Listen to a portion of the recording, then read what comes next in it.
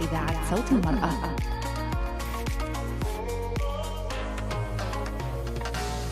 Ici présente avec nous Madame Nadia Sapri, écrivaine. Bonjour. Du livre Assia Djebar, voilà, dans l'édition Tafat. Absolument. Voilà.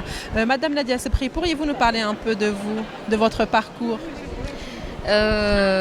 Mon parcours, il est dans la littérature. J'ai toujours travaillé dans la promotion de la littérature, la visibilité de la littérature et surtout rendre la littérature algérienne contemporaine avec la classique, visible à travers le monde. Donc en 2009, et là ça fait 10 ans déjà en arrière, nous avons créé le magazine Livresque. C'est un magazine qui fait la promotion de la littérature algérienne, bien sûr, qui a toujours travaillé dans la coopération avec nos amis du Nord, avec nos amis espagnols, italiens, américains, du Maghreb, etc., etc. Parce qu'en fait la littérature, comme j'ai toujours dit, et le livre en particulier, ça a toujours été un moyen de débat. On va débattre sur un livre. Et là, pour ma vente dédicace sur les traces d'une femme engagée, Assia Djebar. Assia Djebar, elle est morte en février 2015. Et auparavant, nous avons présenté 2 numéros. De Assia Djebar. L'un, c'était en 2012, quand il y a eu 50 ans de la célébration de la parution de son livre qui est paru avant notre indépendance. Elle avait écrit je pense en 62, mais avant le 5 juillet, elle a sorti un livre qui s'appelle Les enfants du Nouveau Monde. Oui. En 2012, la maison d'édition Le Seuil, elle a réédité ce livre. Donc ce cinquantenaire de cet ouvrage, de ce roman, nous l'avons célébré au magazine Livresque et nous avons présenté au lectorat Assia Djebar, qui était à l'époque, elle était encore vivante, mais elle était un peu, on la voyait pas trop parce qu'il elle s'absentait un petit peu des écrans. Oui. Elle était un petit peu pas en forme à cette époque, donc en 2012. Et on a parlé de Assia Djebar sur les 19 ouvrages, sur les préfaces, sur l'historienne qu'elle était, sur la cinéaste qu'elle était, sur l'historienne, prof d'histoire, sur toute cette passion. Et les Algériens étaient un petit peu assoiffés de la connaître, parce qu'on la connaît à travers quelques ouvrages, à travers ces 2 films, mais après, rentrer dans ses discours, rentrer dans ses préfaces, rentrer dans pratiquement chaque livre, c'était aussi le pari. Donc Livresque a accompagné Assia Djebar, et quand je faisais des rencontres dans des colloques à travers les universités ou à travers même l'étranger, j'ai déjà présenté Assia Djebar en Allemagne, j'ai parlé d'elle aussi en Autriche, parce qu'on s'intéresse énormément à notre écrivaine, donc j'avais décidé qu'il était temps de sortir un livre qui va un petit peu englober le travail de Assia Djebar et la présenter davantage. Oui. Donc j'avais beau piocher dans le travail d'Assia Djebar, donc 50 ans d'écriture, de cinéma, de discours, d'engagement, etc. Plus je piochais, plus je ressortais des choses autour de cette académicienne, d'où la sortie de mon livre Assia Djebar sur les traces d'une femme engagée. Et pas seulement cela, c'est qu'à partir de ma lecture de Loin de Médine, j'écris un roman qui s'appelle La danse du jasmin, parce qu'elle donne le verbe féminin à la fille du prophète. Et moi, ça m'a interpellée. Donc le discours entre le nord et le sud de la Méditerranée m'a fascinée. Par mes rencontres d'abord, parce qu'on a beaucoup des rencontres par Livresque ou par différents moyens.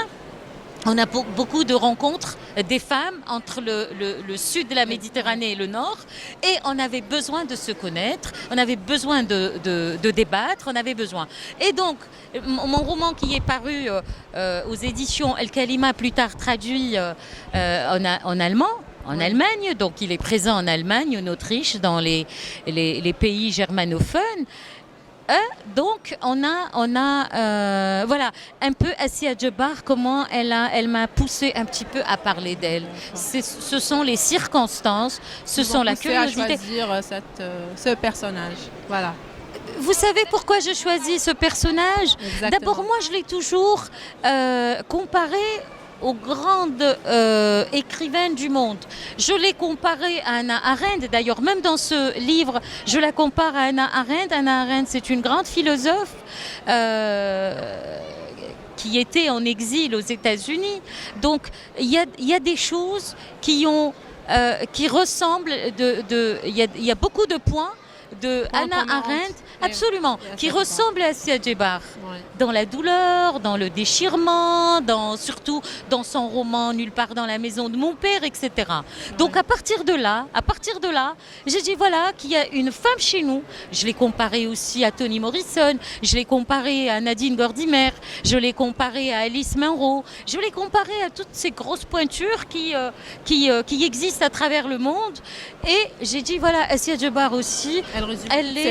Elle résume toutes ces femmes, elle est toutes ces femmes, elle est dans le rang de toutes ces femmes avec Marguerite Yourcenar.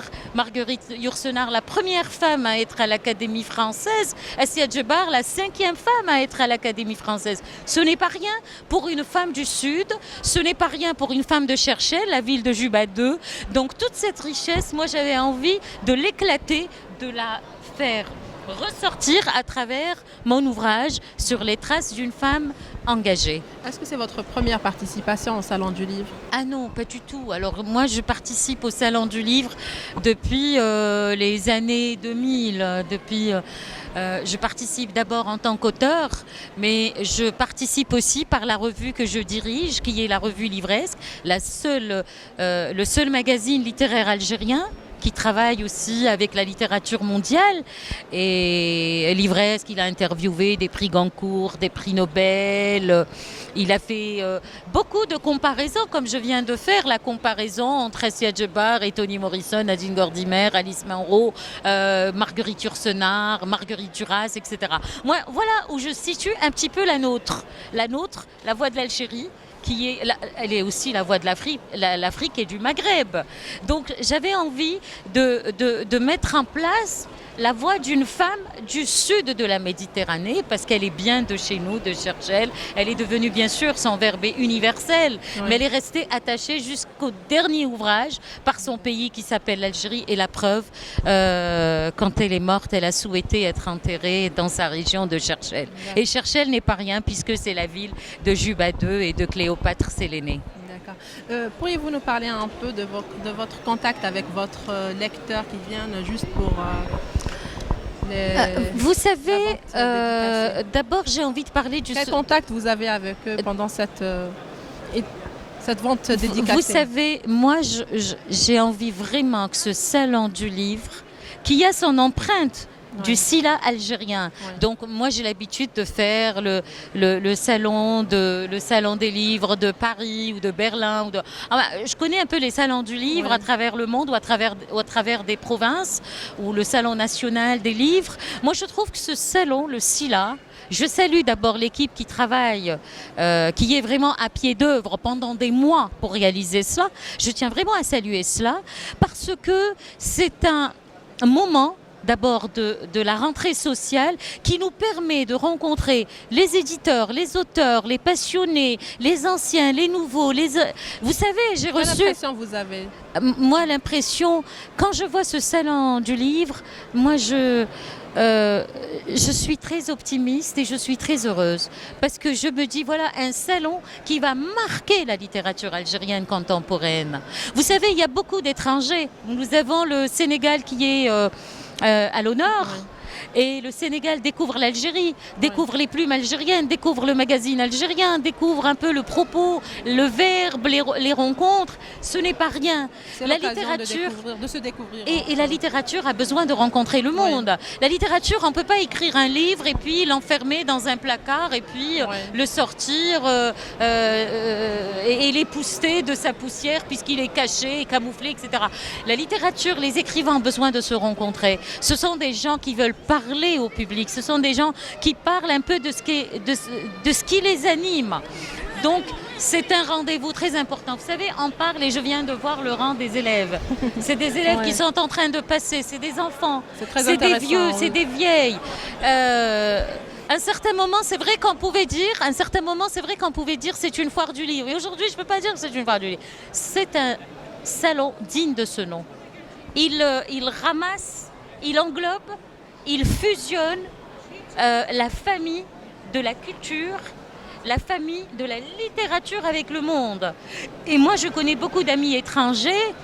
Quand ils ne viennent pas au salon d'Alger, ils sont un petit peu frustrés.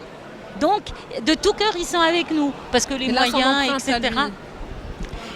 On n'a pas toujours les moyens. On n'a pas toujours les moyens de venir prendre son avion, son hôtel, etc. pour venir.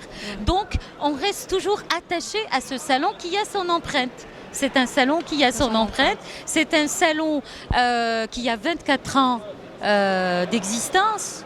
Et ces dernières années, il s'affirme parmi les salons du livre du monde. Donc l'international est très il est, si vous voulez, il suit cette rencontre du monde des livres en Algérie. C'est très très important pour nous, le SILA. Je vous remercie Nadia pour ce petit entretien et je vous souhaite beaucoup de réussite. Merci à vous, merci pour cet échange. Merci.